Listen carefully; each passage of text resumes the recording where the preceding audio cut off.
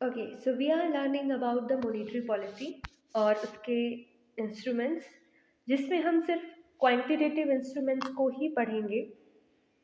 तो सबसे पहले जानते हैं कि मॉनेटरी पॉलिसी होती क्या है। आप सभी को ये पता है कि हमारा एक सेंट्रल बैंक है which is known as the RBI, reserve bank of India. तो जो रिजर्व बैंक ऑफ इंडिया है, रिजर्व बैंक ऑफ इंडिया का एक मेजर और मोस्ट इम्पॉर्टेंट फंक्शन होता है मनी की जो सप्लाई है ना उसको कंट्रोल करना इकोनॉमी में। जो पैसा है उसको कंट्रोल करके रखना।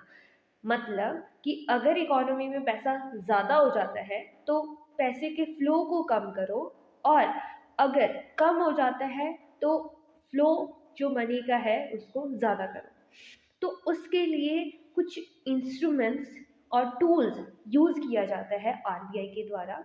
तो एक पॉलिसी बनती है which is known as the monetary policy, उसी के ही कुछ टूल्स हैं, ठीक है। और उन टूल्स से ही हम क्या करते हैं, नॉट हम, आरबीआई करती है सप्लाई ऑफ मनी को regulate or control in the economy.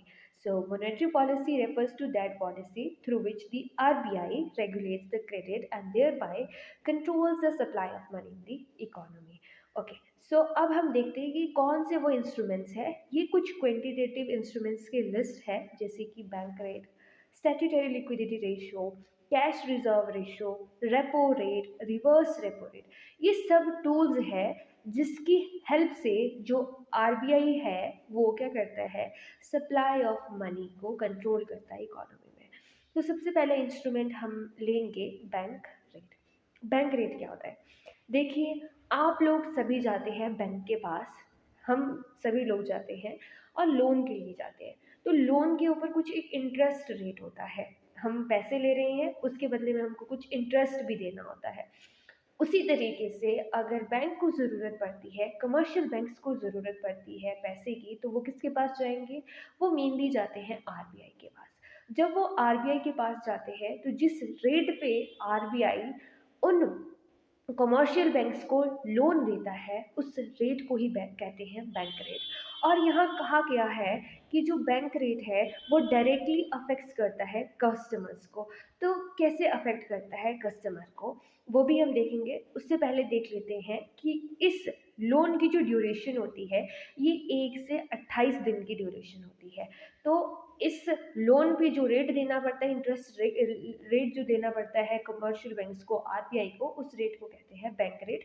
या आरबीआई जिस रेट पे ऑफर करता है loan to the commercial banks for a period of more than 1 day and for a period of more than 1 day and less than 28 days is known as a bank rate. तो RBI आपके commercial banks को इस rate पे देता है। अब ये कहते हैं कि ये डायरेक्टली अफेक्ट करता है कस्टमर को, या हमने ये भी देखा कि ये एक टूल है जिससे सप्लाई ऑफ मनी कंट्रोल होती है। तो देखते हैं कि किस तरह से कंट्रोल होती है। मेनली क्या होता है कि आप कस्टमर्स हैं, ठीक है, आप कस्टमर्स लोन लेने कब जाएंगे? जब आपको लगेगा कि इंटरेस्ट रेट जो है ना वो कम हो गई है, तब भी आप फालतू मतलब के लोन लेने लग जाएंगे अपनी कुछ चीज़ों को लेने के लिए। तो उसी तरह से अगर आरबीआई कम रेट पे इन लोन्स को देती है ना कमर्शियल बैंक्स को, तो ज़्यादा से ज़्यादा पर्सन अट्रैक्ट हो जाएंगे लोन लेने के लिए, और इस तरह से जो क्रेडिट सप्लाई है इकोनॉमी में वो बढ़ जाएगी। तो आरबीआई की इस रेट को कम करने से कमर्शियल बैंक्स को कम रेट पे लोन मिल रहे हैं, एंड फर्दर जो कमर्शियल बैंक्स है वो भी कस्टमर्स को क्या कर रहे हैं, कम रेट पे दे रहे हैं लोन्स, जिससे कि वो उनकी जो अट्रैक्शन है उस लोन को लेने के लिए वो भी बढ़ जाती है, और इजीली उनको लोन मिल जाता है। अदर सोर्सेज ऑफ फाइनेंस में लोन काफ़ी चीपेस्ट सोर्स ऑफ फाइनेंस उनको मिल जाता है। और अगर क्रेडिट सप्लाई ज़्यादा हो जाती है, ज़्यादा जो पैसा है वो इकोनॉमी में चला जाता है, तो उस टाइम पे क्या करेगी जो आरबीआई है वो इस रेट को क्या कर देगी, ज़्यादा कर देगी। ज़्यादा करने से क्या होगा कि आपके कमर्शियल बैंक्स को ज़्यादा रेट पे लोन मिलेगा, ज़्यादा रेट पे लोन मिलेगा, तो फर्दर जो आपके कमर्शियल बैंक्स हैं वो ज़्यादा रेट पे ऑफर करेंगे लोन्स अपने कस्टमर्स को, एंड इस तरह से परचेजिंग पावर कम हो जाएगी। दैट इट मीन कि लोग नहीं चाहेंगे कि वो लोन ले, क्योंकि it is a very expensive source of finance अगर इस सिनेरियो से देखें। तो ये था आपका बैंक रेट।